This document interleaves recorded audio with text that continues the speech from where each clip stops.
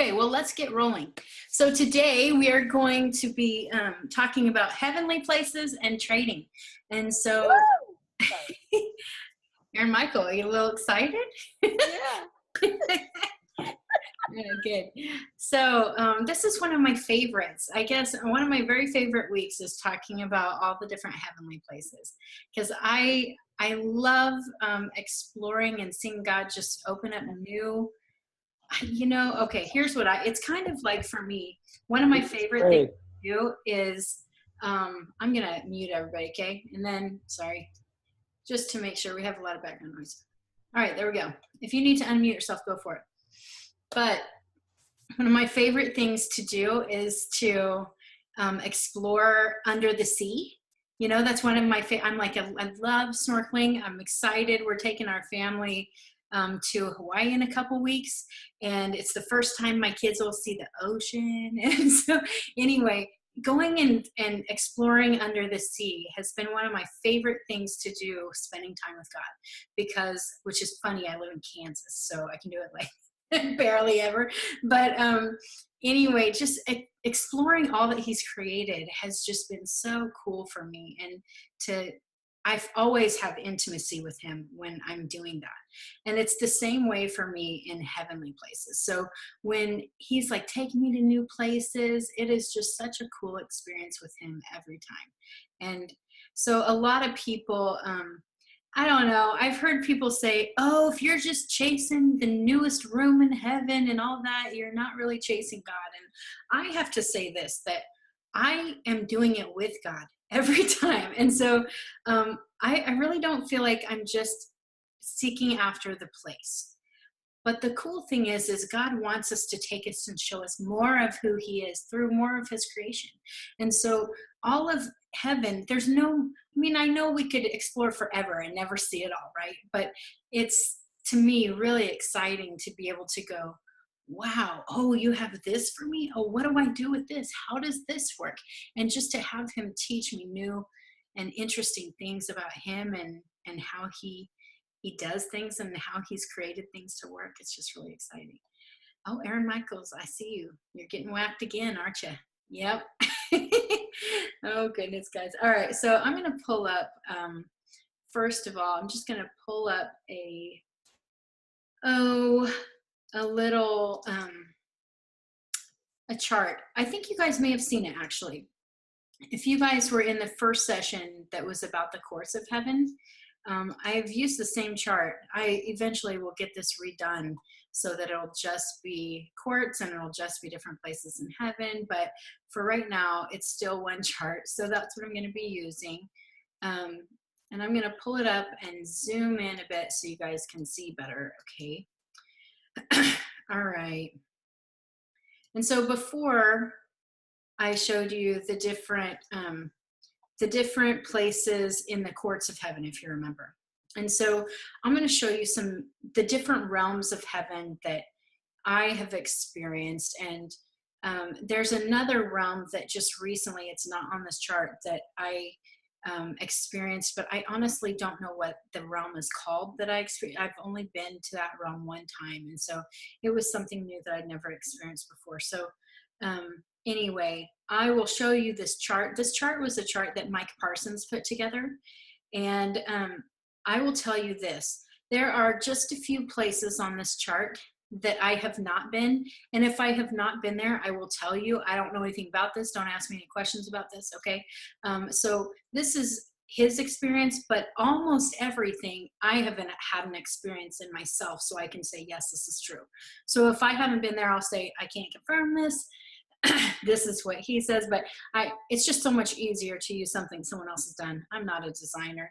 Thankfully, I have some in my family, so hopefully they'll be redoing these charts for me soon. But anyway, I'm going to share this screen with you, and then I'll show you the different realms and different places. And you might, kind of like me, here's what happened to me when I first saw this chart. Some of it was like, what's that? And then other things were like, oh, I've been there. That's a thing? You mean I'm not the only person who's experienced this? And so that was really encouraging to me. So you guys know what the kingdom of the earth is, right? This is like what I usually call the spirit realm of the earth. Okay, so basically, when you're seeing into the spirit in the earth, that's the kingdom of the earth. And then here are everlasting doors, and they're doors and they're gates that lead you into the heavenly places. So basically, they're connectors that are from heaven into the earth, or the opposite. And so there will be angels going up and down. There will be demons going up and down. It's just somewhere that we even have inside of us, but then there are also ones in the earth. So a lot of times you might see portals. Have you guys, I don't know if you guys have experienced these things. When I first saw a portal, I didn't want to even tell anybody that that's what it was, because I thought everyone would think I was like from Star Trek or something. And so I was like, nope, don't say anything about that. That'll just be a secret between me and God. And God and me. Okay, I should be better when I actually teach homeschooling. But anyway, so when I first saw a portal, I didn't want to say anything about it. And then when someone first confirmed, hey, there's a portal right there, I'm like, oh, you see it too? This is okay. I can talk about this. And so anyway, there are portals as well. So to me, this is kind of what a portal looks like. For me, I don't see it looking exactly like this, but it's kind of the same concept. They're very much like gates and doors as well. So anyway, here's the kingdom of God. This is where your mountains are. This is where your thrones are. This is also where you see the different courts, because they're part of the courts are in different realms. And so this is where the court of accusations, or what we call the mobile court, is. This is where the court of strategies, court of war is. This is where the court of angels is. And then here, this kind of talks about, we have different, well, our relationship with God, as we grow, we get more authority. You guys understand this? So as we grow in our relationship and intimacy, we're given more authority. When we have more authority, we are given more responsibility. And when we're given more responsibility, we're basically given access into different realms in the heavenly places. And so sometimes you'll visit a realm without having authority there. But most of the time, if he is showing you a place, it's because he's bringing you to a higher place of authority and responsibility. And so anyway, you'll see, like, if you're like, well, I've only been to the court of accusations, I'm only going to the mobile court, I don't see anything else. Well, that's probably because you're hanging out in the kingdom of God, and there's a reason for it. He only gives us access into other things when we're ready for it. And so don't be offended if someone else is doing it and you're not. It's because God wants you to do what he is making you ready for right now. And so he's saying, hey, you have some responsibility here, and I need to teach you how to really govern that well, And so just be excited to spend time with him no matter where it is. But we move up into this next realm, which is the kingdom of heaven. And this is, here is another realm where you will also be ruling from your throne. And so we have different thrones. It's very strange. Okay, it was strange to me before. It's probably not strange to a lot of you, but we don't just have one throne, we have many thrones. And so they are in different realms. And you can have a throne here and a throne here and be in this different realm at the same time. And at first I was like, what's happening? I'm seeing myself here, but it's like I'm also seeing myself here. And it was totally different. I almost felt guilty sometimes when I was engaging with other people and we were here, but I'm also seeing stuff over here. And then God really showed me it's no different than me being here in my body, being aware that my kid's walking into the room at the same time as focusing in the heavenly places. It's the same thing. I'm in two realms at one time. And so it's not weird for us to be in different realms at one time. It's just sometimes hard for our minds to focus there. So anyway, wisdom's heights is here. So this is like Lady Wisdom. This is also where you'll see, you see it says atmosphere, earth, under the earth, and stars. I have experienced this. It's basically, it's not just in the earth here, but it's like it's almost like a dual, oh, I don't know how to explain, but it's another side of looking at the earth and the atmosphere and stars and all of that. So there have been many times where he takes me like into the atmosphere to stand on the atmosphere, which doesn't even really make sense in our human brains, but it happens. It's like you can walk there, you can be there. And when we're doing that, we're bigger than normal. At least every time I go there, I'm bigger than what I see myself as here. And so I will see into into space, basically, into space, and see galaxies and things. And that's why you see stars and stuff like that. So anyway, the same way you can do that, he can take you under the earth and start going. It's like you go deeper into it, and there's stuff that happens under the earth as well. And so before, I really didn't even consider anything under the earth. And I was really excited when I saw this under the earth on here, because God had started, Jesus actually was starting to take me, and he would take me different places in the spirit and take me underground to do things. And I was like, I don't understand. Why are we here? What does this mean? And it just didn't make a lot of sense to me, except for it was happening and it was what he wanted me to do, and Gloria was being released, and all these, generational things and stuff was happening, and I didn't really know why, but I was trusting him for it. And then when I saw stuff like this, I was like, oh, okay, so there is a place that's for this, and this is something that other people are having revelation about too. And so that was pretty cool. So here is where you're ruling as a king. We all know about the royal priesthood, right? That it talks about in Hebrews. And so as soon as we are ruling as lords, we will rule as kings. And so you guys will understand that in your relationship. If you're like, hey, he's not said I should, get a crown yet. That's okay. It doesn't mean everybody has to do that at the same time. He will give that to you when you're ready for it, and when you're ready to rule as a king.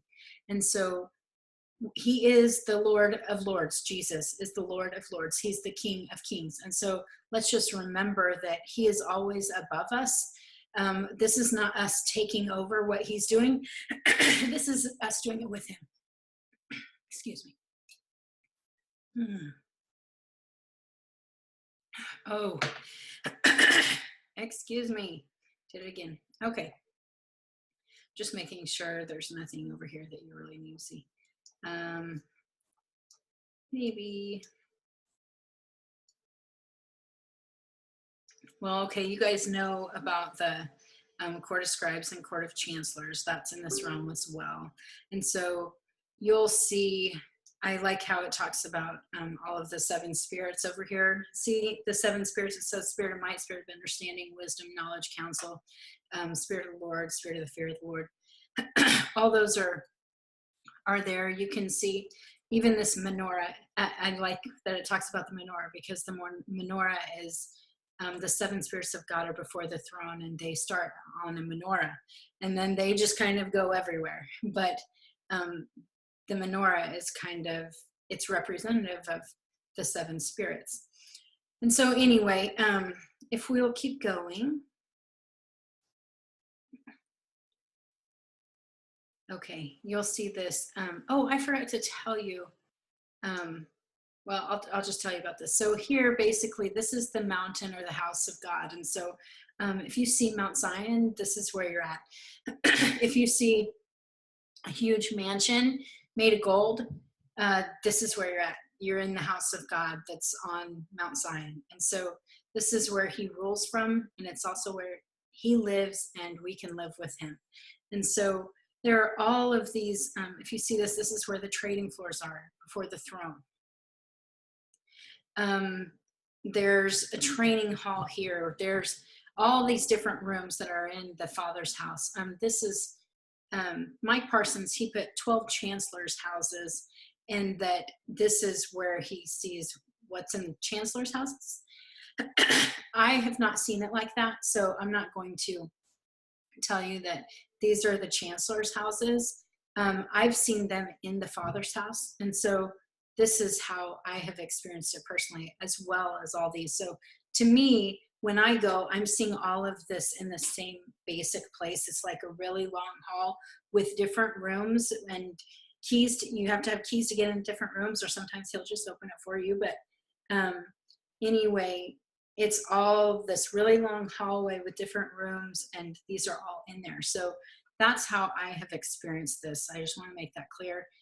Other people may experience it differently. It's not that it's necessarily wrong, but we all have different perspectives. So anyway, here you also see like the throne room. I think I talked about that, not quite sure. The throne room is here. The river of fire and the river of life is in the same realm, and you can visit the temple.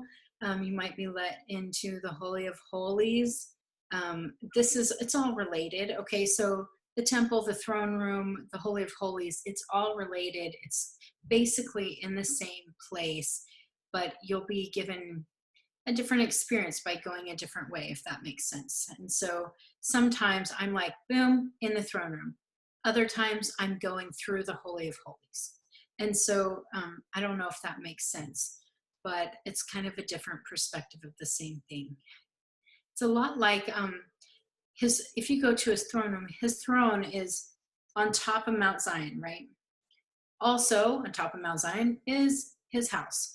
Well, here's my experience. I've had a time where I was led into, I wasn't led into the mountain. I was just led to his house. And so I was in his house at the banqueting table in his house, which I've taken many of you to in communion. And we've gone there. And when I was there, all of a sudden, I hear these like shofars.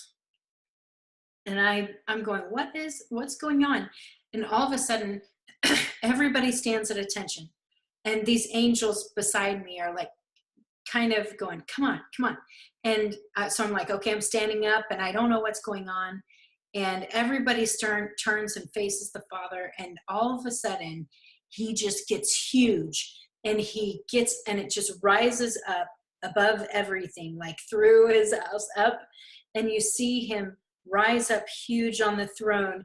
And all of heaven turns their attention to him.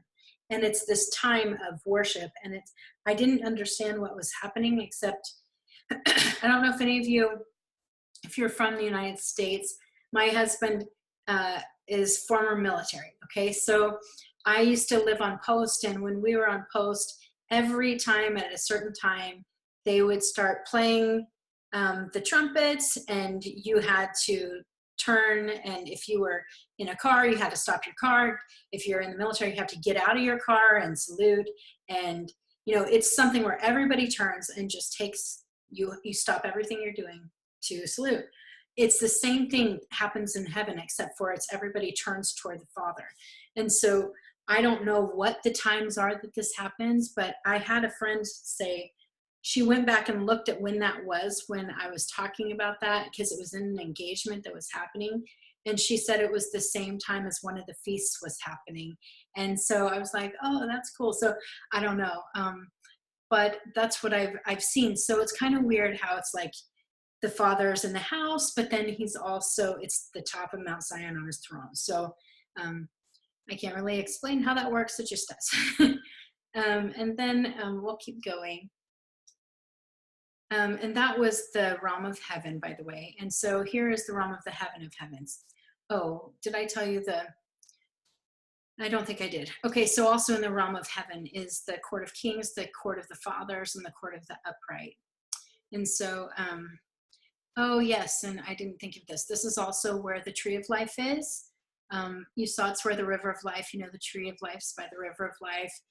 This is where the garden of God is. So if you're led to the garden of your heart, this is the realm that you're usually in if you're going into a garden.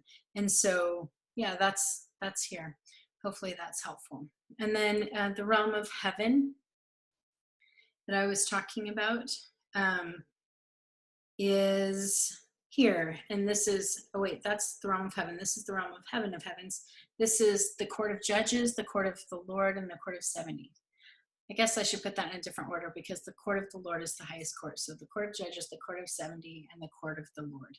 The Court of 70, also called the Galactic Council, and the Court of the Lord, also called Yesod. So anyway, these are in this realm. This is where the dark cloud with the person of God, you remember me talking about that? That's here that you're led. So it is the highest of places. Also in here, you will see the four chambers of his heart. And so you may be led into his heart, into one of the four chambers. And so it is all about supreme intimacy there. And so, I mean, there's the dance floor, there's the bed chamber, you know, all sorts of stuff. So that's a very intimate place with the Lord, and it's pretty awesome. So anyway, there are a few other places that I have experienced that aren't on here. But, you know, there's probably way more that we'll all experience over time. One of the things that I like to talk about, because I think it's important to talk about, oh, by the way, I'm just going to unshare and become normal size again, okay? Anyway, one of the things I like to talk about, a place that I have been that was really, I've been there many times now, and it's the most powerful thing next to being through the dark cloud. It's the most powerful thing that I've experienced in my life. And it's when I first experienced Metatrons Cube. And I did not know that that's what it was when I was experiencing it. In fact, I had only heard of Metatrons Cube in New Age stuff. So I really avoided because you guys know everything that the enemy does is only a counterfeit. There's no way he can create. And so everything is a counterfeit. And so on the other side is always something that is right. So I didn't realize that for a long time, and I just totally avoided anything like this. So when people would talk about vibrations or frequency or whatever, I was like, oh, that's New Age weirdness. And you guys have heard me talk about that stuff now.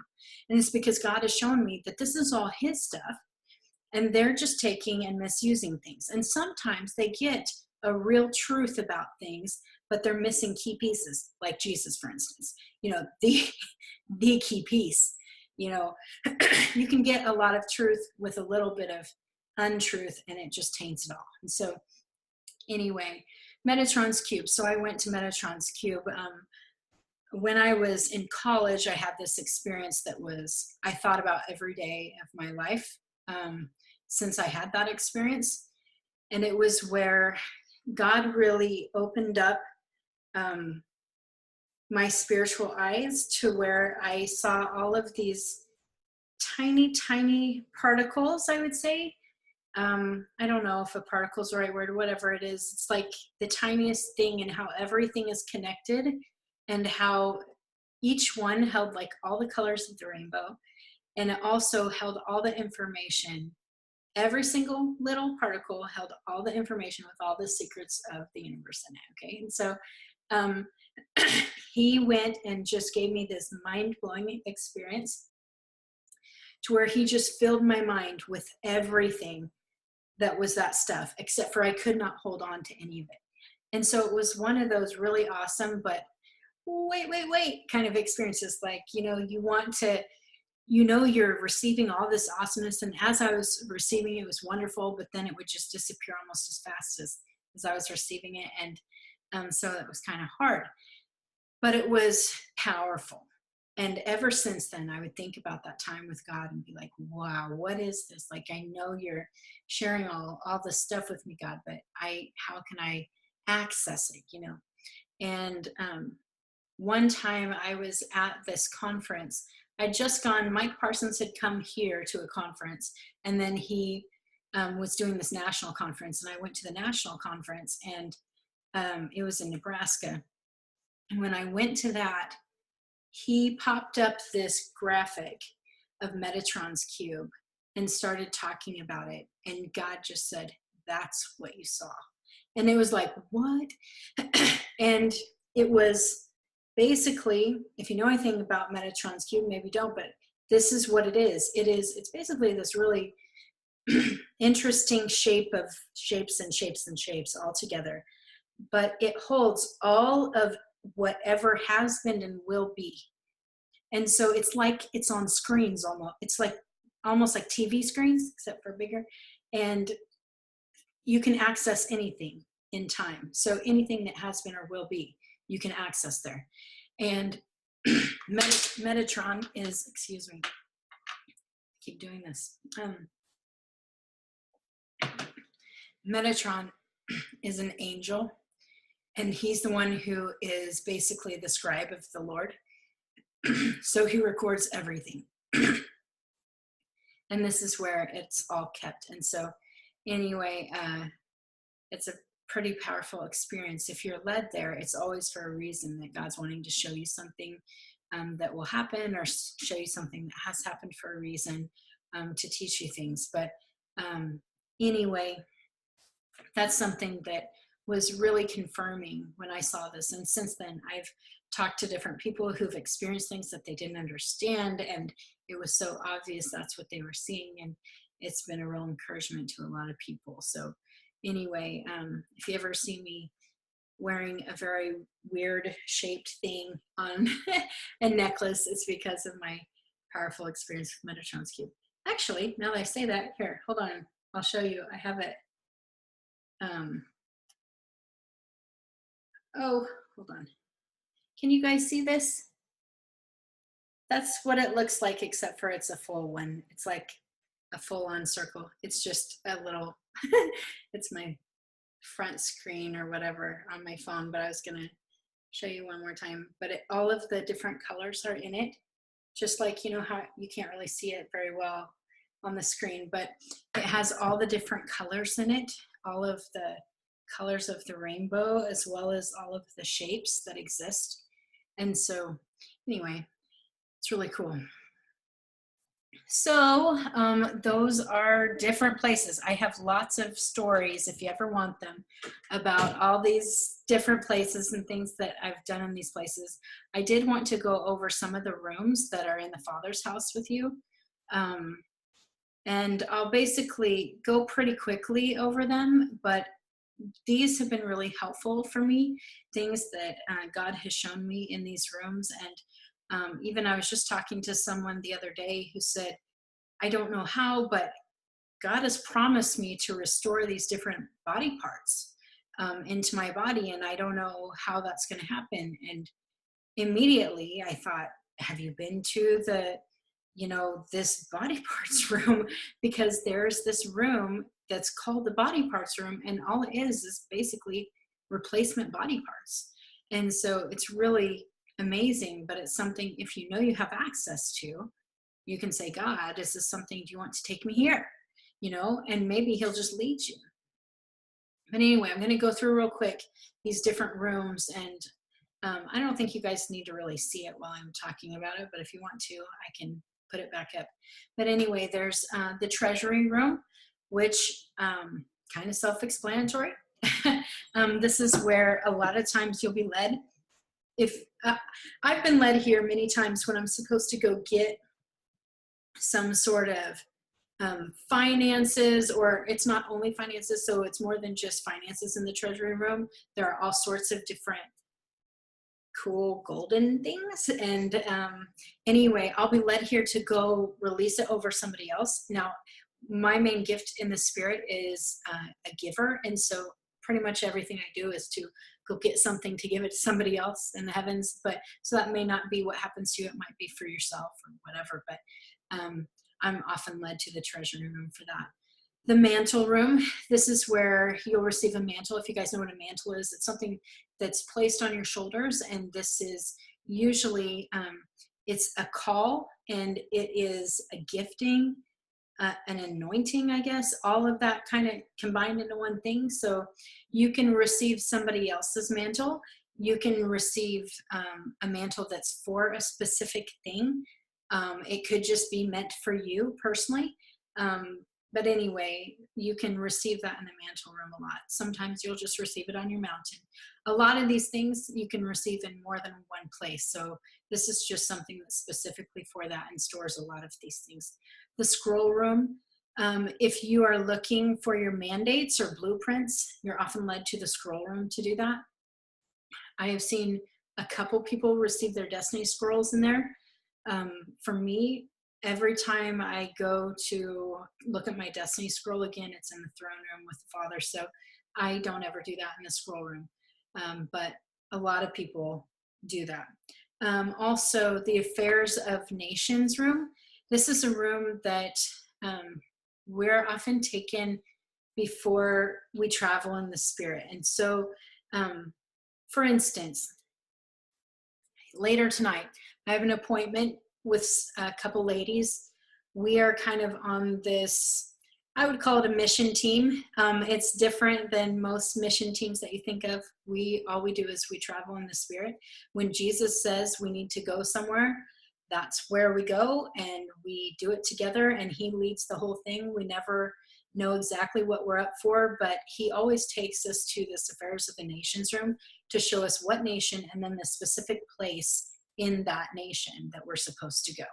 And so sometimes he'll show you different missions there, like what you're supposed to do there, or problems there, or whatever the point is.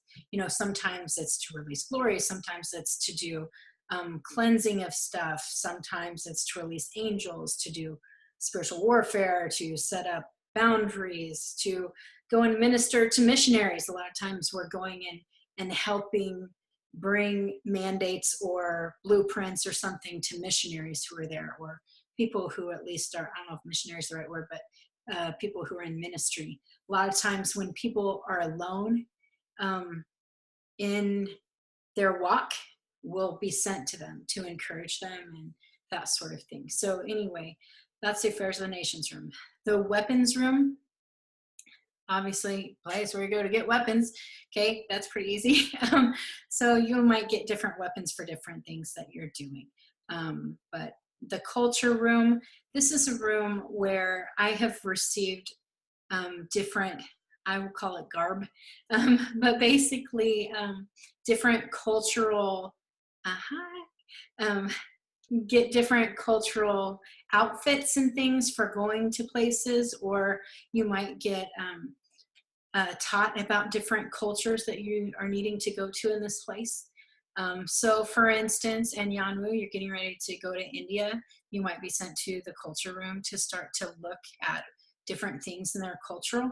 I mean, a lot of times getting God's perspective on the culture there is totally wonderful for going to a culture, because you can talk to someone who will not give you the kind of insight that God will give you. And so anyway, that's been really good for me. I've been given a lot of weird outfits that I didn't know why I was even getting them. And then, you know, a couple days later, I run into somebody who is in that culture, and I realize that he's clothing me in their culture so I can be relevant to them. And so I will look normal in the Spirit to them. And so anyway, the discovery room, this is a place where a lot of times you'll receive inventions and things like that. And so that's cool. That's the only thing I know about the discovery room. I've only been there a couple times. The commissioning room, this is a place that, well, basically when you're getting ready to go and outwork a ministry of any kind, a lot of times you'll be brought to the commissioning room, and you'll basically be anointed and I don't know, kind of like knighted, you know what I'm saying, in a way, and then your commission sent out for that. The law room, the precepts room, and the ordinance room, they're all very similar. They're places that laws and precepts and ordinances are all stored, filed, all of that. And so there are times when you will go to the Court of Kings and you'll do some legislation, and then you'll take it, you know, maybe to the Court of Chancellors, and then to the Court of Scribes, and then it'll be put here. And so anyway, all of that, you might be taken here to get insight on a specific court case, especially in the higher courts. And so I know someone who is all the time hanging out in these rooms because that's her mandate. She's constantly going and doing these court cases, a lot of class action lawsuits sort of thing in the courts of heaven. And so she's there a lot. God teaches her a lot of things about what she needs to say, what she needs to do when she's in that room. Yeah, let's see, the book room. This is kind of is what I call the library. And so there are all sorts of books in this book room that you can learn about anything. And I don't just go there for the fun of it, although it would be fun. I'm always led there when I need to learn about something. And I don't always know why I'm learning about it, but I'll just, take God at whatever he says. And I know Erin Michael likes this because she's had this experience too, but I don't think I've ever been able to just read a book in the heavenly places. He always has me jump inside the book and like experience it. And so I know it's strange. It's weird, but it is, for me, the best thing. It's like I'm there. It really is like jumping into a story. And so I'll be able to experience things that happened back in Bible days. And then it's not just then, it's all sorts of things. It can be a fictional story. It could be something learning about physics or, whatever it might be. It could be anything that has to do with that. But usually you get these books in the book room and then you go to one of the classrooms. And so then you will have saints or angels who are there to teach you. Sometimes Lady Wisdom is there to teach you. Sometimes just Jesus is there teaching you. Sometimes you just jump in the book and you're kind of being taught by yourself, and not really by yourself ever, but you know what I'm saying. You're just learning from the story. Let's see, the wine room. This is where, lots of different wines are kept. And so there'll be communion wine. Pretty much all wine that I've ever had in the heavenly places is basically communion wine. It's just all different kinds of wine for different occasions. And so there are huge, huge vats of wine here. And so I often will be sent here, especially when I'm with a group that we're engaging, and I'm sent to the wine room to get this big vat. And then all of a sudden there's this huge, basically party celebration that's going on in the heavenly places. So anyway, the oil room, there are all sorts of oils for anointing and healing. And you might be sent here to get any of those things, or maybe you'll be sent there to have it poured over you or something in the oil room. The dialogue room, I've never personally been to the dialogue room. I have friends who have been, and they say that they come here to learn a lot of things for court cases and stuff. So basically they might go to one of these precepts rooms or law room and then go to the dialogue room to know what to say, to learn about how to do different court cases. The wardrobe room, same thing kind of as the culture room with different garb, but this wardrobe room has different dress for everything. So you might get robes, like kingly robes. You might get beautiful gowns for dancing on the dance floor. You might get armor for going out into battle. I mean, you name it. There's all sorts of different cool outfits and whatever that you might be sent there to get. Let's see. Quest room. I don't know what the quest room is. I've never been to the quest room that I can recall. Body parts room, we talked about that a little bit before. The record room, this is where a lot of things are stored, like from the court of scribes. And so all of the records of your maturity and everything are stored in a record room. And so basically there'll be files and files of these things, and there'll be shelves with little scrolls stuffed in them, and just lots and lots of things like that. The infinite resources room, I call that the storehouse. And so this is where there is literally everything and anything that you might need, that you can go and receive to then have it manifest into the earth. And so you could get things like peace, from like, I need to feel peace, and you might be sent to the storehouse to go and receive peace. Sounds weird. You might be you might go here to go get plates because you need plates.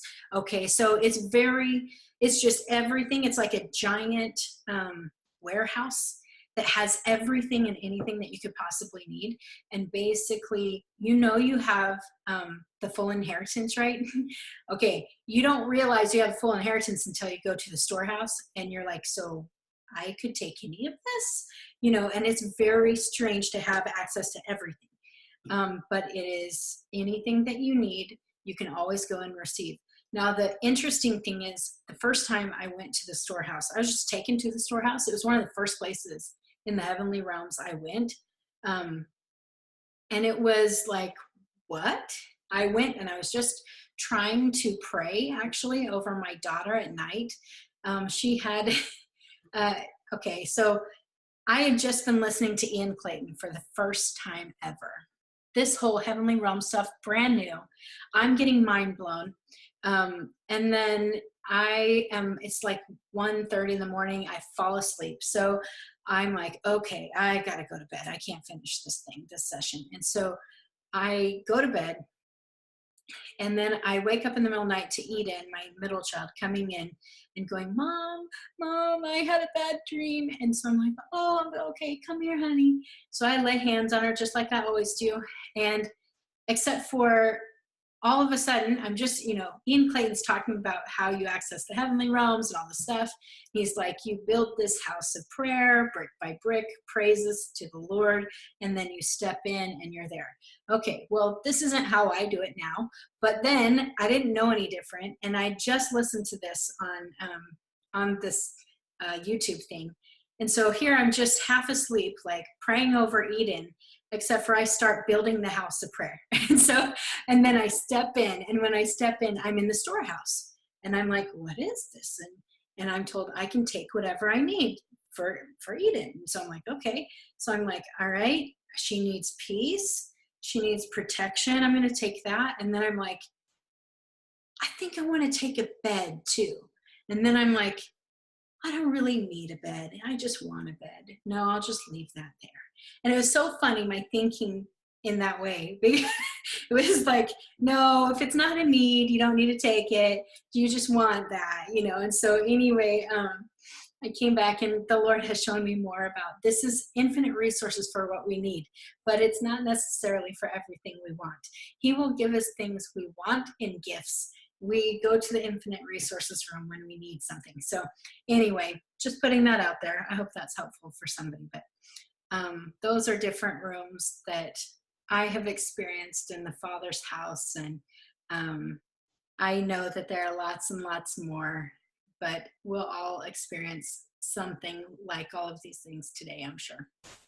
So, all right, let's open up for questions. First of all, Aaron Michael, have you been paying attention to the chat? Yes? Has there been anything? Unmute. Hey, can you hear me? Yes. Hi. Yeah, in the chat, it's just been a lot of like, wow, yeah, that's awesome. And different experiences. There haven't been any questions yet, though, but some really awesome stuff. CF was talking about getting Scandinavian Viking robe. We've talked about that before, and that was awesome. But I don't think I've seen any specific questions come through. But can I add some stuff? Sure. Oh, okay. So one of the first things that you said, you were talking about like how people say like, oh, if you're like chasing different, rooms and encounters and blah, blah, then you're not actually going after the Lord.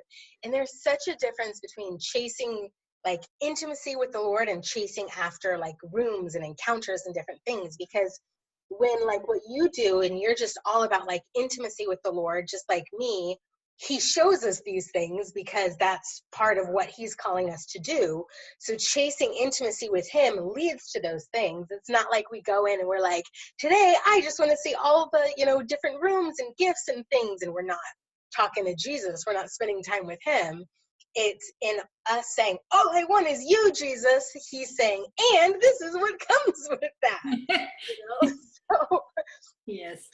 That's the difference there. And then another thing is when he gives us, you were talking about how he will show us things and he'll take us places. And some people haven't been to these places yet. And that's okay, because he takes us when we're ready.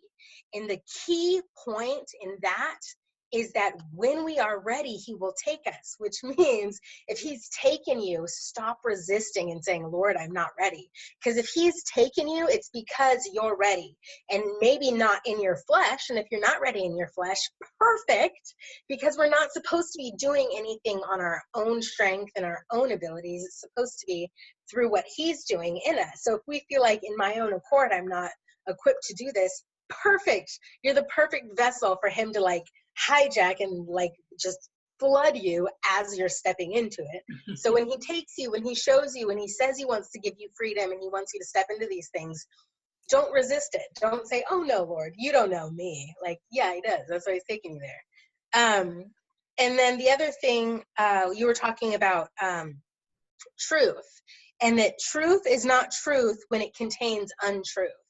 Like if you're saying, oh, I'm speaking the truth to people, but it's coming with this like rage and hatred and bitterness and anger, like sit with the Lord on that and be like, oh, maybe this isn't it, because he doesn't, even when he was like, you know, doing things like flipping tables, it was a righteous anger. It wasn't like a evil anger, you know. So there's that. And then and when you were talking about the different rooms, one of the things that's really cool is that sometimes, depending on what your specific mandate is, like for me, he's given me these little portals on my mountain next to my throne to give me direct access to certain rooms. Like I had this, for a while, it looked like this like wardrobe thing, and it was like a hanger, or it was like a thing like this that had these different robes on it, and then it turned into like a chest,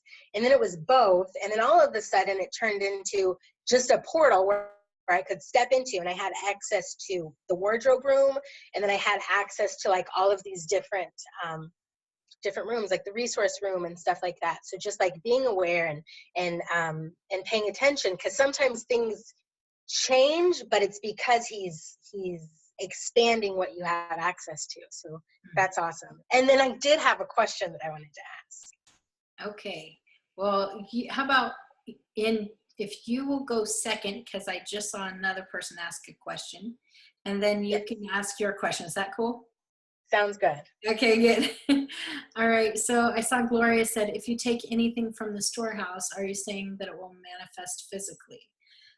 My experience has been yes, that I'm only led to the storehouse when something needs to manifest into the earth, and it's something that I need to go and retrieve from heaven. And so, yes, every time it has manifested for me. I will say this, a lot of people, and I'm not saying this is necessarily you, Gloria, but I have to say it just because of your question, because I get this all the time. I have people who are looking so much for manifestations that they are trying to, in a way, learn how to do things in heaven so that they'll manifest. And that is not the right way to do it. And I say this out of, well, I've just seen a lot of people stumble, okay? A lot of people stumble because what they're trying to do is have their will manifest. And they're trying to go, how do I do this? So what do I need to do for God to have this happen? And that's not how we go about our relationship with God. We don't do things the right way to get manifestations. And so, by the way, again, Gloria, I'm not really saying you're saying that, but a lot of people do this. And so I want to be clear. Anything that I'm sharing with you is something to open up for you to go, oh, that exists. Maybe this is something I should ask the Lord about, or for your spirit to go, this is what God's been trying to show me. You know what I mean? And for that reason. And so please, a lot of people do this with the courts. A lot of people do this in lots of ways. Okay, here's what I need. I need $5,000 for this thing for my daughter to get this. How do I do that? And so they come to me going, how do I do that?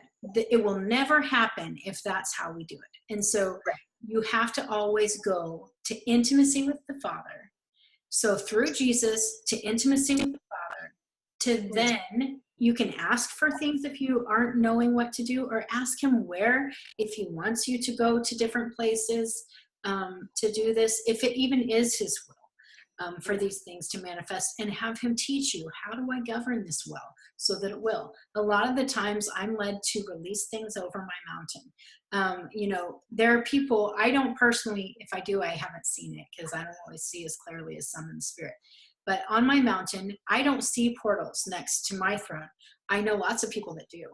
And usually these portals are not just to different places in different realms of heaven, as much as even different places, a portal into the earth. And so they'll be led to release stuff into the portal so it will manifest onto the earth. And so anyway, I've never had that experience personally. I just release it over my mountain and it manifests. And so anyway, I just wanted to be clear about that. Okay.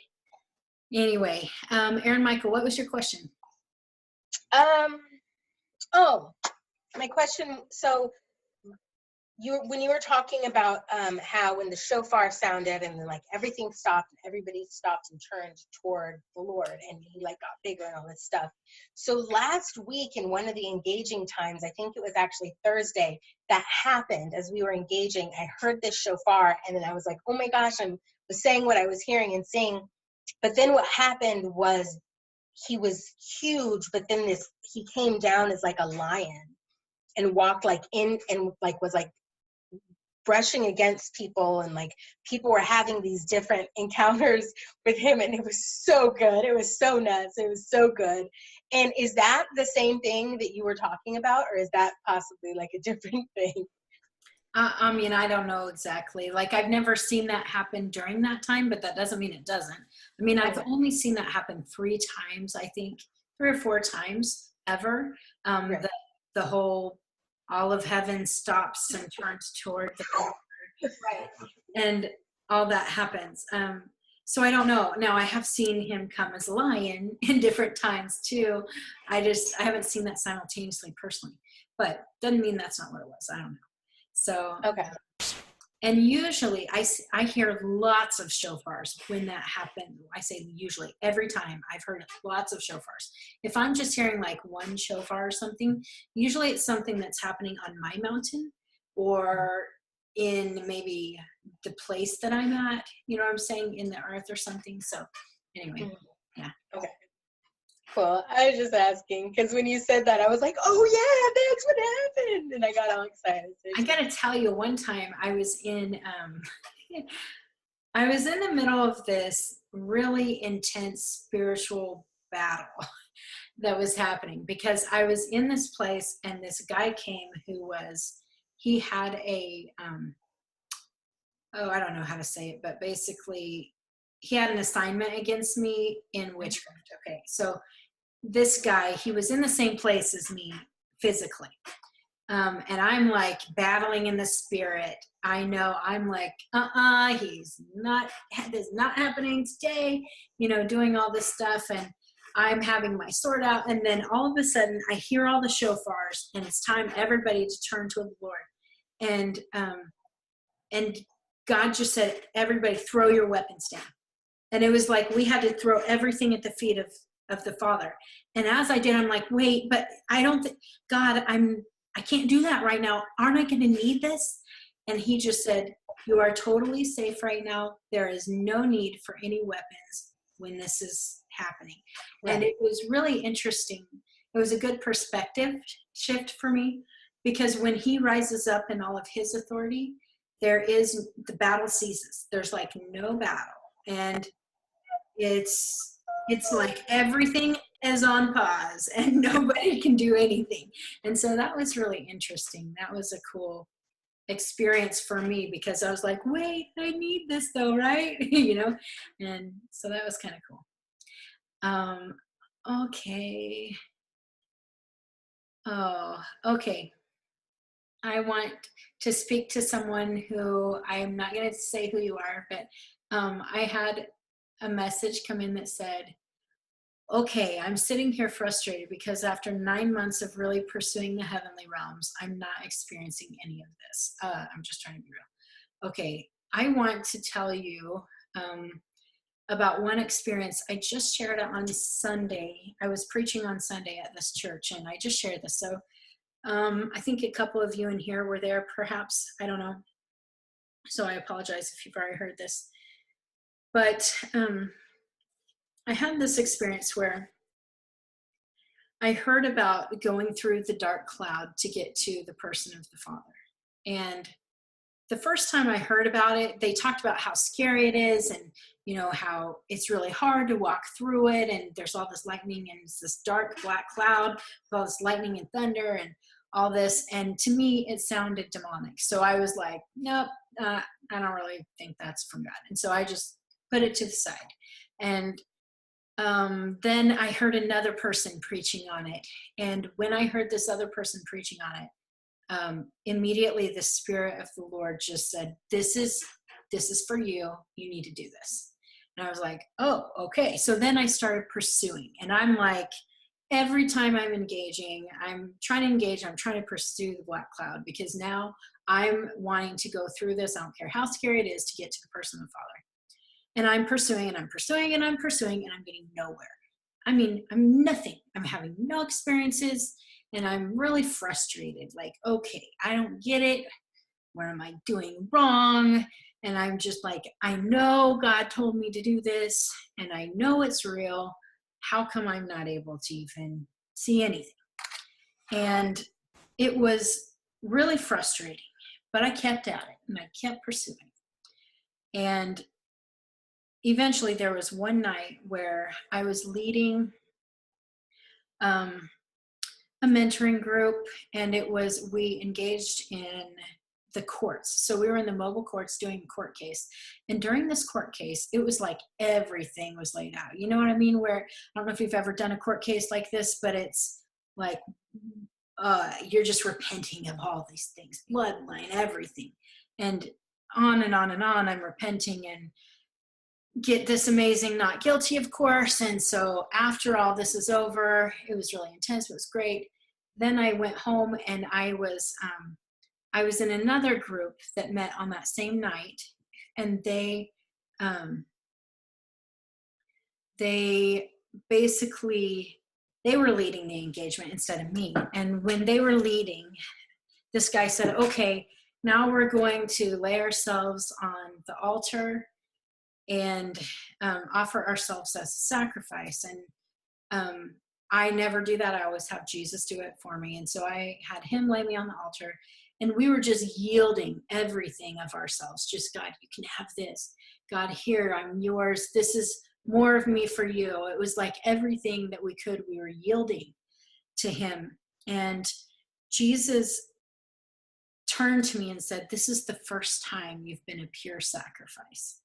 And it was really hard to hear and wonderful to hear. It's kind of like, yay. And then you're like, wait, I've never been a pure sacrifice before. And it was like really good and really hard. But right after he said that, he said, now you can go in. And he led me to the black cloud. And then I went through, and then I had the most life-changing experience with the Father. And anyway, the point of this is, he really taught me that it isn't about pursuing, it's about yielding. And so everything for me now is, instead of going after it real hard, which is my tendency, it's about just saying, Jesus, what do you want to do with me? I'm yours. I'm yours, God. Whatever you want is what I want, and it's just a total yielding, to where instead of pursuing after one thing, I have learned to say, Jesus, will you please take me anywhere, wherever you want to go. I don't care where you want to go. If you just want to lay here with me, okay. And just experience it that way. And that you will get further by yielding than you will with pursuing. And so anyway, I just wanted to share that. I don't know if that's encouraging to you, if you're like, well, I've been doing that too. I don't know. But I understand the frustration. And so please know that. And that I would say keep at it, but just switch to yielding and just go, okay, whatever you want from me, I'll just keep my eyes open. I will, when I say eyes open, my spiritual eyes open, like ready and resting, really be in that seat of rest. and spend some time just doing that. So also I had another person who just said, can you share anything about Archangel Michael? I'm having encounters with him, army and a sword of light that came with my scroll. Okay. Personally, I've not interacted with Michael much at all. We have different angels who are assigned to us at different, sometimes they're just assigned to us, period. Other times it's for a season. So I have different angels that I work with. A lot of different angels I work with. I have the main angel that I work with all the time is Metatron. And so he is kind of he's the archangel of like all the strange creaturey angels. And so anyway, it's a little strange, but it's different. And so there's a different reason that you've been assigned Michael. So I can't really say anything about that. I could share about encounters with angels, but not really about Michael personally. So you can, if there's an army of angels that are with him and for you, and you have a sword of light, usually I've been given many different swords, and therefore, obvious spiritual warfare. So basically, when this happens, it's when I need it. So personally, I don't always see myself with a sword, but when I need it, it appears. It's there. And so when that happens, then I just do what I'm led to do. A lot of times it's on my mountain and I'm engaging, and then the enemy's there. And so it's just like boom, boom, boom, done, and it's over. So usually for me, I'm not one who is in the thick of the battle all the time. I used to be years ago. So I think we can go through seasons, because there was quite a long season that it was constant that I was in the thick of the battle. Now I do a whole lot more higher court stuff. So I'm in these higher courts, and I'm sitting there all the time, and I'm doing legislation. And so it's not as fun of a job probably than actually doing the battle one-on-one, but it's important in a different way. So anyway, I would just say keep encountering with him. Whatever, if God is sending you angels to work with you, then work with them and try to do it every day. I think that that's the best. So anyway, and then I had someone say, explain the dark cloud. Okay, what do you want to know about the dark cloud? Could you maybe unmute or at least ask another question? I mean, yeah. The purpose is intimacy. Okay, so the purpose is intimacy with the Father. I didn't realize for basically all my life until I had this experience with the dark cloud. I never knew I wasn't having a face-to-face encounter with the Father. I was hearing God, and I was experiencing him in the throne room. But basically I was like sitting at his feet, and it's a totally different experience. I was having intimacy with Jesus all the time, but I wasn't having face-to-face intimacy with the Father. And so the black cloud, you'll find it, in the Bible. I didn't even know anything about it being there until I had this experience. And then the very next day, God said, oh, go here in the Bible. And so I did. And lo and behold, there's a whole thing. And like, I don't know if it's Psalm 19 or 29. I can't really remember, but one of the Psalms, and it's talking all about it. I'm like, what? This is here at 97. Okay, there you go. And then he told me to turn back, and I read about Moses. And of course, like I should have remembered that Moses and the dark cloud, when he went up on the mountain and there was this dark cloud with thunder and lightning, that's why all the Israelites were afraid. Remember, they were too afraid to go to God. Anyway, so it was crazy. So this is a thing, and it's all over the word. It's just I wasn't paying attention. My spiritual eyes weren't open. I've read the Bible 500 times, and so sometimes that happens. We read and read, and it's like our spiritual eyes aren't open to it. And so, yeah, so the purpose is intimacy. Here's what happened. So I walked through the Sierra experience, right? Get to the center of this dark cloud, and the center is like the eye of the hurricane, if you know what I mean. So everything around is crazy, but in the very center is the person of the Father, and it's calm. And so, okay, yes, I see. Is the dark cloud around the Father, or is the dark cloud actually the Father? The dark cloud is around the Father. Yeah, surrounding the Father. So anyway, in the very center is the person of the Father. And so I rested with him, like kind of chest to chest kind of thing. You know what I'm saying? Like I was just on his chest and I was resting with him, and we were just having intimacy, and I was feeling his heart. I was hearing his heartbeat, and it was just this, I felt the heaviness of his judgments. His judgments come from that place, and you can feel the huge responsibility that the Father has. But it's this love, it's this really heavy love. You know, have you ever had a moment maybe with a spouse or a significant other or something that's just this really deep, heavy love? And it's not this, oh, I love you so much, but it's like, I'd kill for you. Like, it's just this total, I don't know, it's really serious love. And that's what it was like with him. And I just stayed there, and I didn't want to leave. In fact, the people who were leading the engaging time, they were stopping the engaging time. They're like, okay, we're done. And I was like, I had my video off, and I was like, I don't want to leave. God, I just want to stay here.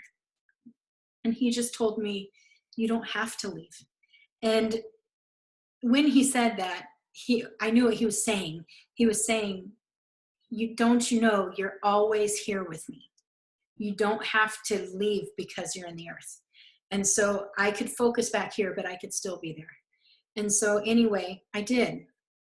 And I focused back in the earth, and I had this pretty terrible ankle injury. It wasn't a big deal, but I had sprained my ankle real bad. I didn't know what was wrong with it. I went to the chiropractor that day, and she's like, yeah, it's a really bad sprain. You'll be fine, but it'll take a while to heal.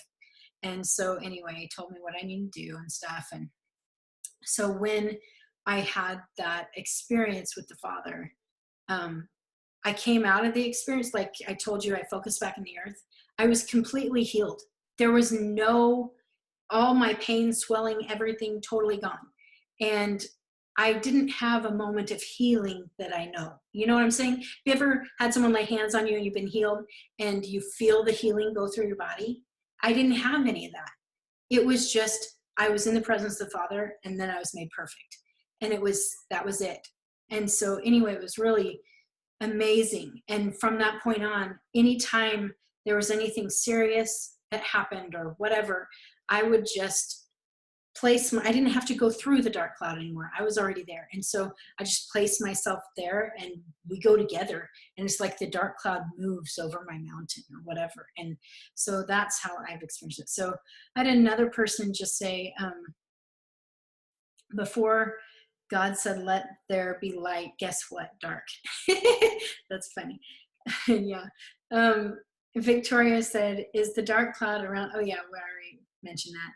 Aaron Michael said, Psalm 97:2, American Standard Version, 2 clouds and darkness are round about him. Righteousness or justice are the foundation of his throne. It's so true. It's true. Anyway, yeah, that's that experience. For me, that was something I never even thought about, I guess. I never thought about the importance of being in the presence of the person of the Father, and not just his judgments, and not just him giving us words of advice or whatever. Some people go sit in his lap and stuff. That's fine too. It's just, that's a totally different experience. It's a different kind of intimacy. So anyway, if the Lord stirs up something in you, then for sure do that. So also, it's almost time. I only have 15 minutes, and I forgot I didn't even teach on trading, which was part of what I'm supposed to teach about too. I'll tell you, God has given certain things each week that we're supposed to teach on. And I was just talking to Erin Michael about this, because she's going to lead the next one, the next round of classes. So that should be really awesome. But before the throne is the sea of glass. Many of you have probably read about this in the book of Revelation. And this on the sea of glass is Melchizedek, he is put in charge of the trading floors of heaven. And so I want to kind of explain a little bit about the trading floors. There are the world's trading floors, that's Satan's trading floors, okay? There's also the heavenly trading floors. And it's important that we know where we're trading, because unfortunately, a lot of us have been trading on Satan's trading floors for a long time, and we don't even recognize it. I'm totally guilty of this, by the way. So I'm speaking from too much experience. Here's what we're used to doing. We're used to working in the world systems. The world system says you got to trade your time for money, and then you're going to trade your money for goods and services, and this is what you have to do to survive, right? Okay, so we all know that. God says the opposite. He says, give me all that you have, and I will give you everything you need. Okay, and so this is really a whole different way of looking at things. And it's not just a way of looking at things, it's how we function. And so are we functioning from heaven, or are we functioning from the earth? So for instance, you get a paycheck. When you get your paycheck, do you go into, here's what I need to do, I need to buy this, I need to buy this, I need to buy this, whatever, and then what do I have left? Okay, I have this much left, so I guess I should probably give some of that to God, and then the rest of it is just money that's like I can spend on whatever I want. Okay, this is what most people do, and usually they go, oh crap, now I don't have enough money to pay my bills, so I don't have enough money for God. Okay, next month I'm going to put 10% up here, so I pay that first, so I don't do this, but then at the end I still don't have enough money to pay. This is what everybody goes through pretty much. Okay, in my experience in the church, all right, not everybody, that's an exaggeration, but you know, a lot of people, this is what happens. And God says here, if you'll just give it all to me and you say, this is mine, I'll tell you what I want you to do with it. And then he may say, give your entire paycheck to this person. And he's done this to me before, where he said, this entire paycheck, I know you're planning on paying your rent and your bills and blah, blah, blah, but give it all to this person over here. And I remember the first time he told me to do this, I went into freak out mode. And I was like, oh, how am I can't not pay my rent. I'm going to get kicked out. How does this even happen? You know?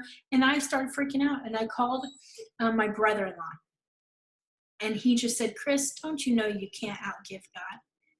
And I was like, I know in my head, okay, but you know, this is what happens. I'm like, yeah, I know, but how does that really work? And so, anyway, he said, I think you really need to meditate on this, that you can't outgive God. And so for all day, I started meditating on, I know I can't outgive you, God. I'm sorry. I know I can't outgive you. I can't outgive God. I can't outgive God. I said it all the time, and I just started believing for it. And so that day, then the next day, I wake up to an email from my lawyer, which I forgot even really had, because 2 years went by and hadn't heard from him. And I had this case that I actually thought I dropped, because I had dropped half of the case and thought the whole thing was dropped. Apparently it wasn't, but I was in a car accident. It was never taken care of by the person who rammed into me, whatever. I had all this medical stuff that happened because of it. And anyway, so he sends me this email and says, so they just offered $27,000 for a settlement. And I'm like, what? What are you talking about? You know? And I'm like, I can't even believe this. And so anyway, long story short, God outgave me big time.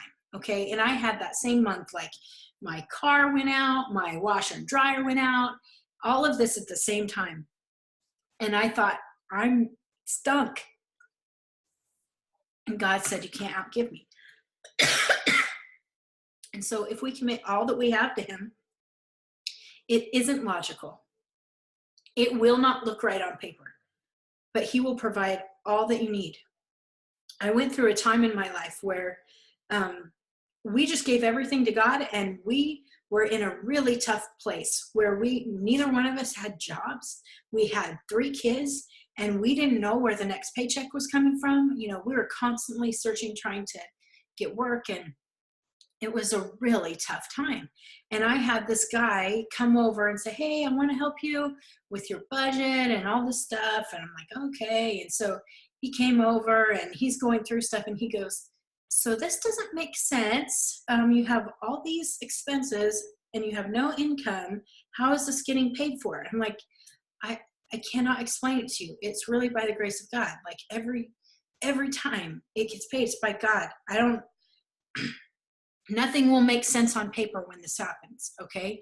And you're not always in lack when this happens, by the way, because now we're in this place where somehow we are living from kingdom finances. It still doesn't make sense on paper, but we're never worrying about anything. Okay, sometimes I worry because I am in the flesh, but I shouldn't, because every time God comes through.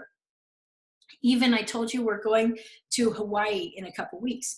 Well, this is a plan of my family's, like a huge family trip. We're all supposed to do it, right? And for us, it was like, how are we? Okay, we are pinching pennies to do this, because this is not a big, taking 5 of us over there is hard. And so we're like, I don't know how we're going to do it, but we'll everything. And so we have still submitted everything to God, all of our finances, and he's saying, okay, do this. And then all of a sudden I'm like, how we are going to need food when we're there. Okay. So I'm going, God, I don't know how you're going to do this, but we have to have food. And we have all these people who are giving into the ministry that has been huge and beautiful and wonderful for our other trips. But this is like a family vacation. So I don't get a paycheck from the church, from the ministry. So all of our ministry stuff goes to missions and everything. You know, if we go on mission for ministry, yes, of course, that's taken care of, but I don't get a paycheck from that. So it's not taking care of a family vacation for me. And so anyway, I'm like, yay, there's all this ministry money, and I still have no idea how our family's going to eat. And so I'm stressing out. And then I'm like, I know, okay, God, put it back. So I go to the trading floor again. And so I go to the heavenly trading floor, and I'm like, God, giving it all back to you. And so here it is. And I just submit it all to him. And I say, what do you want me to do? And he'll say, give this. And he'll say, go sow into this ministry. And he'll say, go give somebody oils. Okay, go over here and do this. And so I'm just like, okay, whatever you want me to do. I'm trusting you with this, trusting you with this. Here, do it what you want. And he just shows me what to do. And I say, okay. And then all of a sudden, I'm telling you, just 2 days ago, I get a random Venmo. You guys know what Venmo is? It's kind of like PayPal. Anyway, somebody sent me $500 just to be nice. And I was like, what? No, yes. I mean, but like, what, God, you know? And I was like, you don't understand what you just did. This is like, God, it's a prayer. This is a prayer for our family to be able to eat. And so anyway, God always comes through. And so when we are trading on his trading floors, what we do is we go and we step onto the sea of glass, and we go and we interact with Melchizedek, and we say, he's basically in charge. Okay. It's not like he's God or anything, but he's in charge of this, of trading. And so he will open the trading floor, and you will always know it's open when your spirit leaps inside of you to give. Okay, this is what happens. So, and it might be giving of yourself. It might be giving a spiritual thing, like God, you know, God has gifts for us every single day in the heavenlies if we ask. If you ask Jesus, what do you have for me today? He'll give you something. And sometimes it'll be really amazing sword. Another time it'll be a cartoon dog. Okay, it doesn't always make sense. But this is really what happens. And so he will, a lot of times he'll ask us to come to the trading floor, and we just give what we're led to give. So sometimes I will give money, like sow in money, because that's precious to me. Then there'll be times when he says, I want that sword of yours. And so I'm like, I need the sword, but okay, you know. And so it's always something that's precious to you. He'll never say, you know, give me that sweater that you hate. Okay, he'll never do that. It's always like something that's important to you somehow. And so you do this, you give your offering to the Lord. And if you come with a right heart and you give willingly, then he will sow in to you even greater, and he will accept that offering. It'll be burnt up, and you will be able to, he always surprises you with like the best, you know. I remember one time he asked me for my sword, and I'm like, I need this sword, you know, but you're God and I love you and whatever you want. And so I gave him the sword, and it was just this, okay, now what do I do? And he went and he got this more miraculous sword. You know, it was like way better than I had before. And I was like, oh, of course, you know. And it's like he's just trying to prove I have more than you think. I'm caring about you when I'm asking for what you have. And so anyway, it was just amazing. And so every time we go onto the trading floor, this is something we do when we gather. A lot of times people will do this when I'm teaching or something. We, like for instance, I just saw, she was, I don't know if she's still on here. No, I don't think so. Oh yeah, she is. I saw Becky Jansen. She was at the place that we were just preaching at on Sunday. So anyway, hi Becky, I don't know if you see me. So we were there and we were talking about trading, because one of the things we do at the source where we minister is we have, everybody gives through trading. So basically we have baskets in the front, and if the Holy Spirit is pulling on you, like, I need that, like that intimacy that you're talking about, that's what I need, and your spirit's just leaping inside of you, you want to trade into that. So you place yourself on the trading floor in heaven, and you go and you do a prophetic act and you give into that. And so whatever it is, you're sowing into it. It's a covenant exchange. And so you're basically saying, I want that. Here's my gift for the covenant to receive that back. And so anytime you're in worship and God is, you know, talking about healing the land or whatever, and you're like, yes, Lord, and you know in your spirit that's what's happening, you want to trade at that point. And so what we do at the source is anytime during the sermon or during worship, you can come and trade into it. And so that has been so powerful. And we've had people who have, you know, traded in their pain pills for healing and stuff. I mean, it's just been like all sorts of different kind of trading. It's not always money. It can be there was someone who traded in their wedding ring for more intimacy with God. I mean, just unreasonable things, right? But this is what God, he's saying, what's precious to you, that's what I want. And so anyway, he will rock your world if you start trading. And so I encourage you anytime, I mean, heck, if we're doing one of these classes and you're like, yes, trade into it. It doesn't mean you have to give it to me. Give it to whoever God is telling you to give it to, okay? So here's what I recommend. If you have a ministry that you're attached to, that you give to, trade into that. Just say, okay, I want that. You know, and so just trade into it and say, I'm going to send $5 or whatever it might be. Could be, he'll tell you what to do.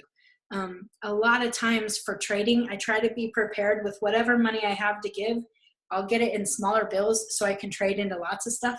You know what I'm saying? And so a lot of people do that. So if you ever go to a church who does trading, a lot of them will have little places that you can get ones or whatever. So you can go and just trade. And so anyway, I love doing that. Some of my favorite gifts I've received, somebody traded into me one time, $4.44 or something like that. And they said, you know, I'm doing this because 4 to me represents a door. And when there's a door or a window, I don't even remember. Okay, everyone knows this better than me. I'm not a numbers person. But anyway, something of a window, whatever it was something that led them to their next place in their walk. And so that was the coolest gift. You know, somebody can give $10,000 and somebody else give $4.44, and it can be like such a precious offering to God. So just do whatever you feel led to do. Anyway, trading, there you go. Okay, Aaron Michael, you had something you'd like to share? Yeah, I just wanted to say about trading, like you were saying, when your spirit is leaping in you and you're like, oh, yeah, trade into that. And sometimes there might be resistance from other stuff going on, other people's junk. Just focus on what the Lord is telling you to do, because that was my biggest breakthrough. It got me to the ability to be where I am today. And I don't mean that like I'm this like great, you know, wonderful, powerful Oz or whatever. Oh, funny, because I'm in Kansas. That's funny. But I just mean that like in intimacy with the Lord and being comfortable in my identity and the ability to step out and say like, this is, you know, what the Lord is doing within me, was because I decided one day I care more about what he's telling me to do than what other people are telling me not to do. Like I rather focus on his goodness than their junk, you know? And when you were talking about different things to trade, one time the Lord actually told me, because I had run out of anything to trade. My mom's on here and she can attest to this. I was told to trade these bracelets that me and my mom both had. That was like this very huge, important bond connection between me and my mom. And the Lord said, I want it. And I was like, okay. So I traded it. And then guess what happened? My mom got back from this trip and gave me this bracelet that like blew my mind. I was like almost in tears. So in this time after I traded everything, I had nothing left. The Lord said, now I want you, and told me to go. And so I didn't do like some big crazy grand thing and like sprawl out in the middle of the floor, but I had a friend who was sitting in the aisle, or sitting like right on the aisle seat. So I went and I sat down next to my friend on the aisle and had one of the most intense experiences that I had had with the Father at that time. And he revealed to me the importance behind it, and that it was because like, as well intended as my father may have been, he actually traded me on the trading floor to the enemy before I was even born, and explained to me what happened when my dad made these covenants to turn his back on his call and what all that meant and everything. And how taking that step to say, no, Lord, I'm trading myself and my fullness to you, there was a complete shift, and everything has turned around, and my life is on a completely different course now because of that. And it was a trade, and it was me saying like, Lord, here is me and all of me, you know? And what you were saying about somebody one time traded $20 into me, and they were like, I'm so sorry, this is all I have. And I started crying because at the time my bank account was negative like $4. And I was like, you have no idea how perfect this was. You know, like, thank you so much. This is more than, you know, enough. And oh my gosh, and I'm weeping. And they're like, here I was thinking like my measly $20.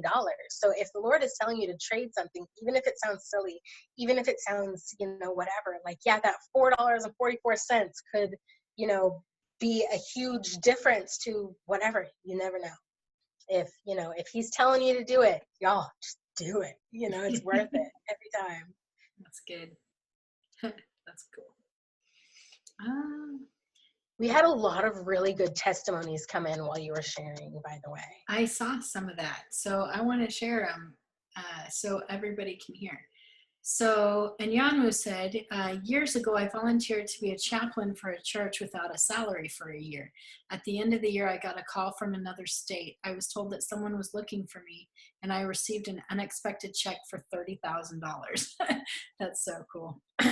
And then CF said, OMG, that happened to me. A few years ago, the Lord told me to give my shofar away to a friend of mine. I was stunned. I mean, literally. I had gotten it at the directive of the Lord right before going through an intense war season, and he told me to give it to my friend. I hesitated, but gave it to her. I cried for 3 days. Finally, I heard the Lord say, sweetie, it's just a horn. You are my shofar now. That's awesome. Yeah. Chris said, thank you for sharing higher ground, greater testimony and encouragement.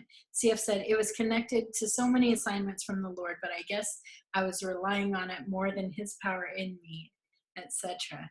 And then, okay, I got to tell one more and then we'll engage together, because I have another one that's kind of like that. I had, God was trying to teach me that everything is his. And it was a time where I was really focused on the book of Acts and about sharing everything and, you know, that sort of thing.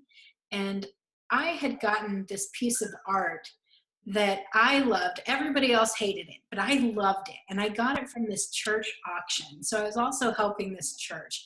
And somebody had done this painting of it. I called it Crazy Eye Guy. That's what I called it, because half of his face was like all weird, distorted, crazy looking. And then the other half of his face was really normal looking.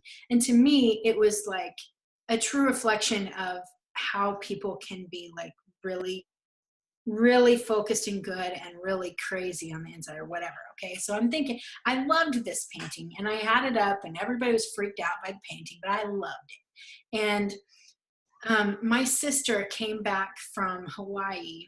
She used to live there. She was in college. She came back from Hawaii. She came to my apartment and saw this painting and I was like, wow, I love this. Can I have this? And I was like, yes, you can. Even though I was in my heart going, no, this is Crazy Eye Guy. I love Crazy Eye Guy. But God is saying, this is mine. It's not yours. And so I, by faith, okay, I'm like, all right, God, yes, Kim, you can have my Crazy Eye Guy painting. So I gave it to her. And then I shared, I was a youth pastor at the time, and I got really close to a few of my kids, and I shared it. They knew how much I loved Crazy Eye Guy because they were always at my house, and they're like, "Where's Crazy Eye Guy?" And so I told them about it, and I'm giving it. It's God's. It's not mine, you know. And so anyway, then at the end of the year, I was called to go work at another church. Well, these kids were like so attached to me. They loved me. And so I gave them a month's notice, you know, because I wanted to make sure everything was okay and they had somebody else to replace me and stuff. And so I was at my final day with them, and it's like this big cry fest, you know, everybody's crying. We're all crying because I'm leaving. I'm going to cry now, see?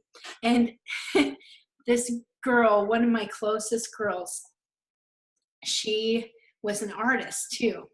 And she redid her own version of Crazy Eye Guy. And it was so good and it was so special.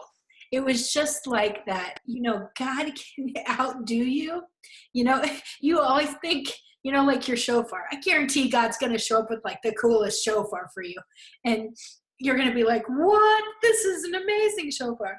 And okay, he said you're his shofar. You don't even need one. But the point is, it's always better than you think. And it's just way more special. It's so cool when God does that. Yeah. You know, I back in February, I ended up losing my job. I got fired, and it was because they were uncomfortable with my faith. It was they were a Jewish family, and they started noticing differences in their kids and stuff and things they were saying, and all of a sudden they're like, wait a minute, you know. So and I had the ability, I could have sued them, I could have all these things, but what the Lord said to me in that moment when I got off the phone and realized I had been not sued, realized I had been fired, he said, okay, and now you work for me. And since then, I've not had like a regular job, steady income, whatever, but I've been traveling. I've moved halfway across the country. I like all of these things had happened, and there have been actually even people along the way who were actively trying to stop me from doing, you know, the things that the Lord was calling me to do. But because like I had been for so long, everything he gave me, I'm like, Lord, it's yours. What do you want me to do with it? Constantly trading into things, constantly just putting all my faith in like, Lord, I know you're going to take care of it. I know you're going to take care of it. And he has come through time and time again in the most amazing, insane ways. I'm getting ready to go to South Africa. I'm getting ready to go to India. I just got accepted to, you know, university, all of these things. And in the moment when it happens, I'm like, how the heck am I going to pay for this? And he says, I called you to it. I got it. If it's his will, it's his bill, and he's going to cover it. It's going to be covered. And people keep saying to me all the time, they're like, so what are you doing for work? Do you have a job? And I'm like, no, I mean, not really, like not like a job, but he calls me to these things and they end up happening. They end up being covered. They end up being, you know, in one way or another, you know? So yes, when he's telling you to trade on something, trade on it, because what he has is so much better. And I still go through those times where I look at my phone and I'm like, okay, we got $5 in my account, and you're telling me I'm supposed to do whatever, which is $88. Okay, well, I'm gonna do it. Whatever, Lord, I know you're taking care of it. But he does. And he does, and he does, and he does. Like Christine was saying, you cannot outgive him, so yeah. That's good. Okay, well, let's get to engaging. I do see CF said, wow, Aaron Michael, that is awesome. Yes, amen. So it's so scary fun. That's awesome. Becky said, I have given and sold everything and moved to Pennsylvania. He has always provided, actually all over the States. That's cool. Amen. I love these acts of faith. All right. Well, I just want to warn you guys, 8 o'clock straight up, I have to get off. I have a one-on-one appointment on this channel. And so we're not going to be longer than that. Okay. So I hope we still have an awesome experience. I'm going to engage the timeline, which is another thing I forgot to talk about, but we will talk about time next week. So I'm sure it'll come up. But anyway, I'm going to engage the timeline and try to lengthen our time. So let's just focus our hearts and our minds on the Lord right now. Okay.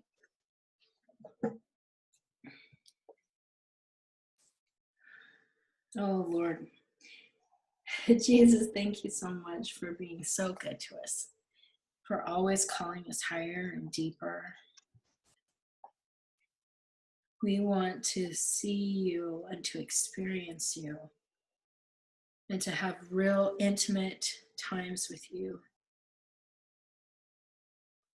So I'm asking you right now that you just take us where you want us to go and that we can experience you fully. Thank you, Lord.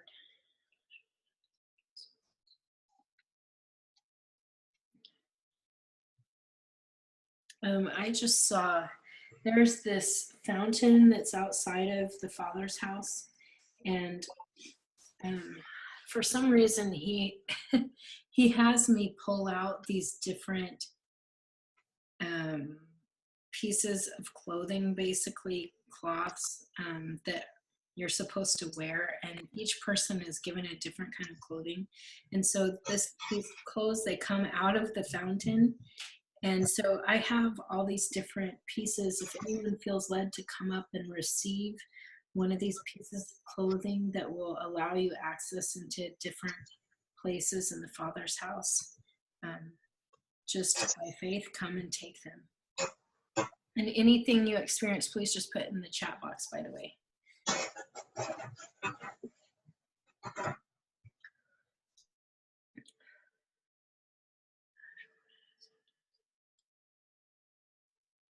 Becky said a red coat.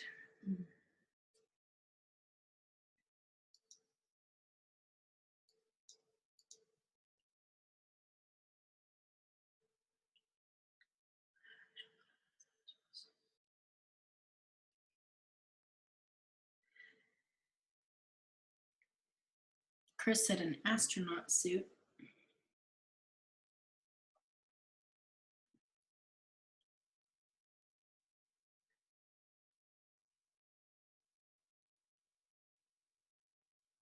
Aaron Michael said, I'm coming to receive whatever he has for me.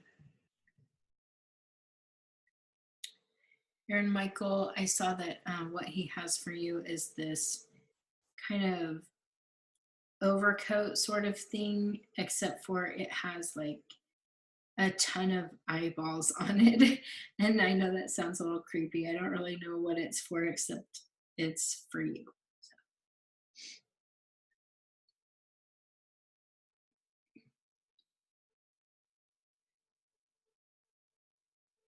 And then I saw another person who was coming, and it was this purple coat with like lots and lots of feathers on it.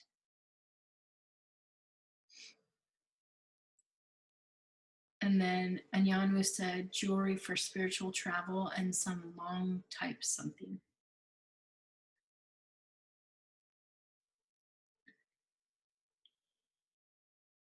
And then I see a turban that's for somebody else, probably a male.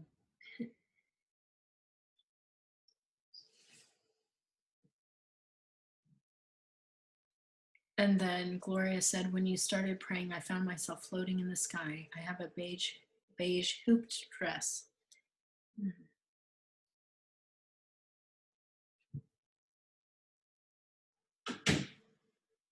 And if you're led to go somewhere else, please just do that. Follow Jesus wherever he wants to take you. And Becky said, I hear Aaron, eyes is for discernment.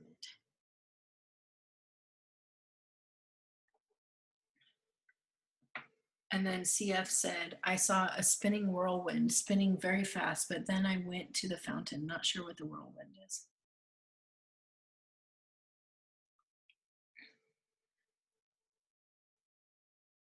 And then Steve said, I don't see anything, but I'll take whatever he has for me. Aaron Michael said, yep, exactly what I heard. Usually CF, when I've been taken into a whirlwind, it's like he's wanting to take me into a different place, like traveling in the spirit. And he'll then take me and kind of strike the ground with me. Sometimes it's shaking the foundations of things, infrastructures.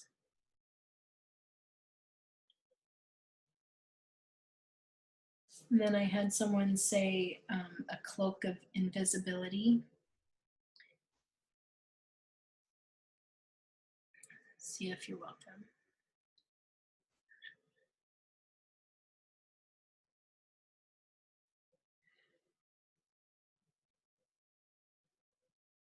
Steve, I saw this green jacket that is being put on you and these special glasses. They're like round glasses.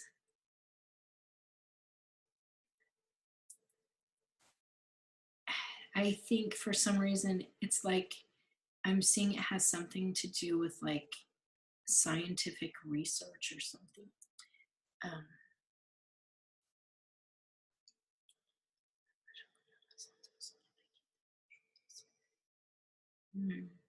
Yes, I just saw, Steve, you are looking into this.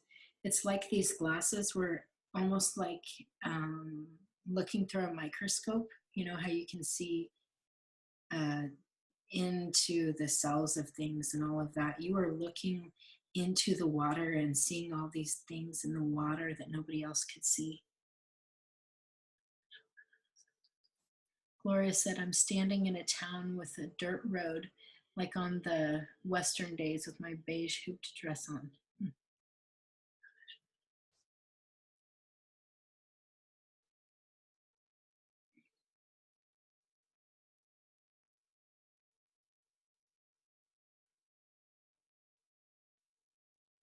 And Becky said, I spy, you are the science guy. And then someone said that they're traveling underwater to secret chambers. I've done that too. It's really cool.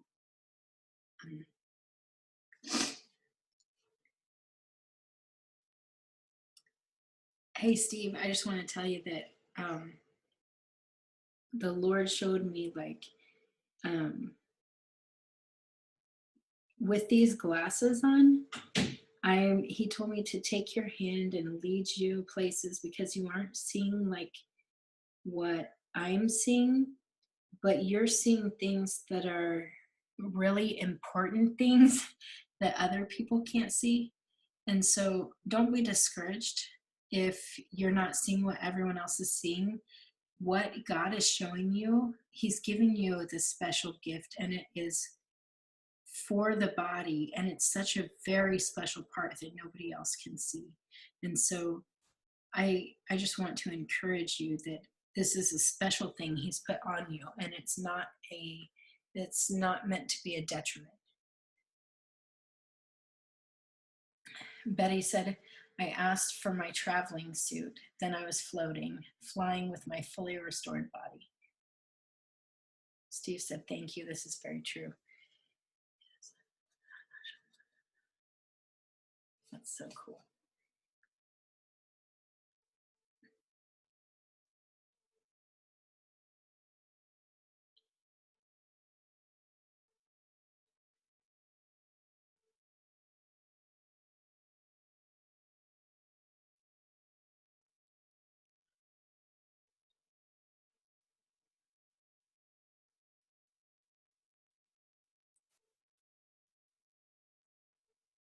Aaron Michael said, wow, I feel like on behalf of my bloodline, I'm to repent before the Lord of an Ananias and Sapphira spirit. I fell at his feet weeping, and he covered me with light and told me to stand.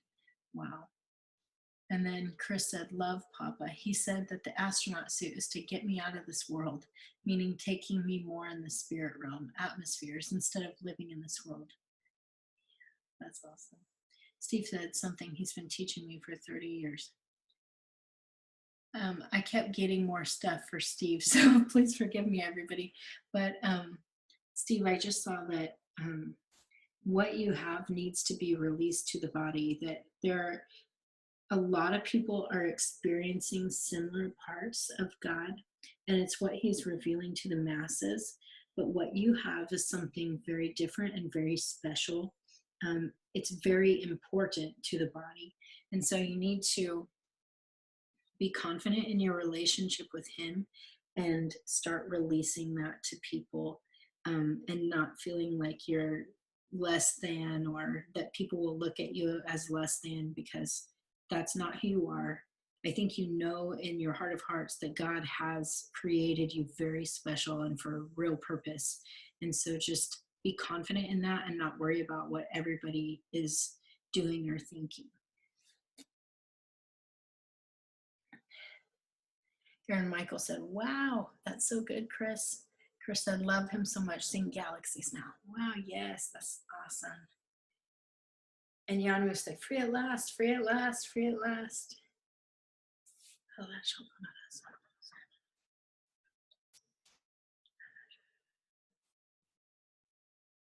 I see he's giving keys to some of you. There's like a line of, I don't know, at least 5 people he's giving these keys to, and they're to go into these different rooms in the Father's house. So see if there are any of these rooms that he's leading you into.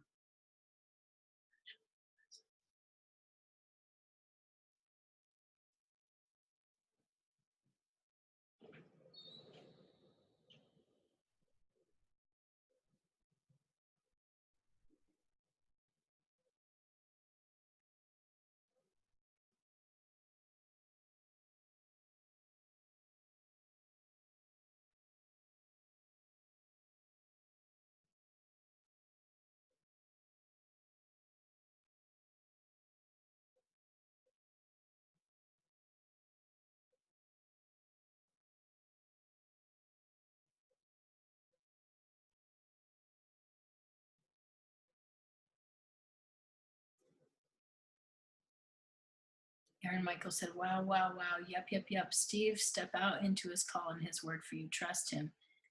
Being and knowing who he says you are and ignoring who people might originally say you as is not pride. It's actually a deeper level of humility. He is calling you deeper. And then Enyanu said, philanthropy, heavenly stewardship. That's cool.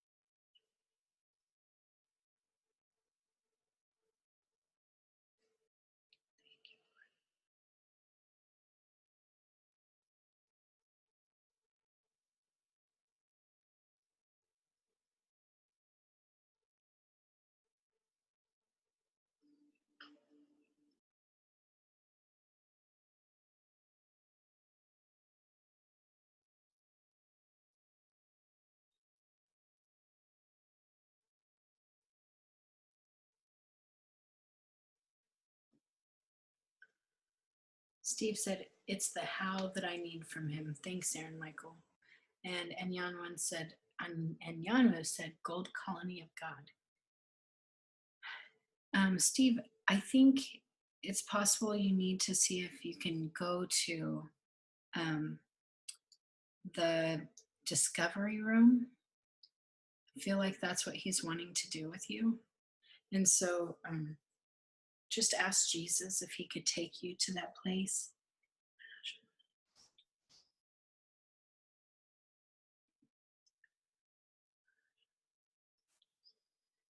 And then Gloria said, I'm standing on this dirt road. No one is in this western town, just me, almost like I'm standing still in time. Ask Jesus what to do.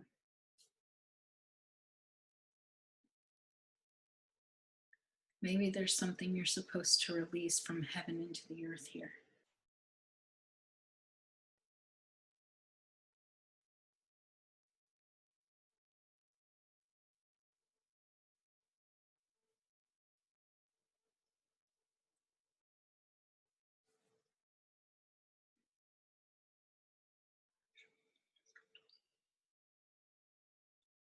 I see there's somebody who's supposed to go to the oil room, and I just saw someone who was receiving, like having oil poured all over them, and then the oil was like dripping from their fingers into these little vials. And this oil from heaven is supposed to be used for something in the earth.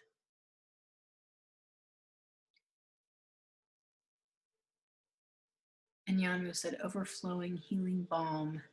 Aaron Michael said, yep, that's me. I receive it.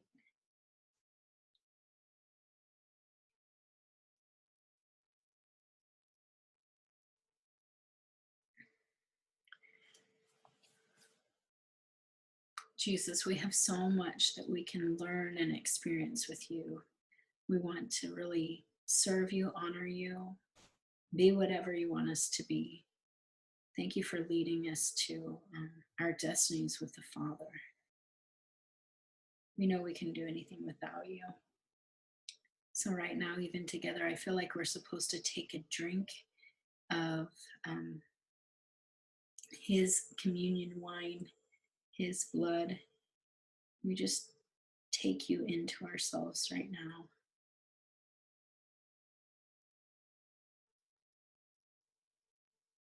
Oh, thank you, Jesus. We love you. We worship you, and we ask that you continue to lead us deeper. So please just cover this whole experience in your blood. Seal it. Thank you, Lord. We love you. Amen.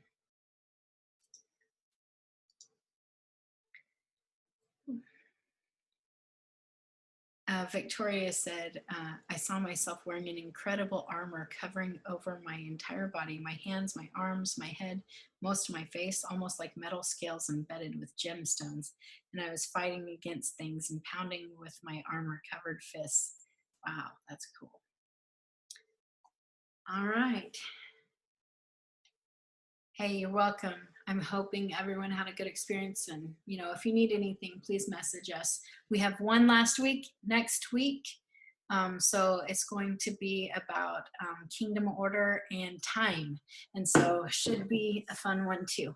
Anyway, I love you guys. I have to get off. It's time for my other. Love y'all. Bye. See you guys. Bye-bye.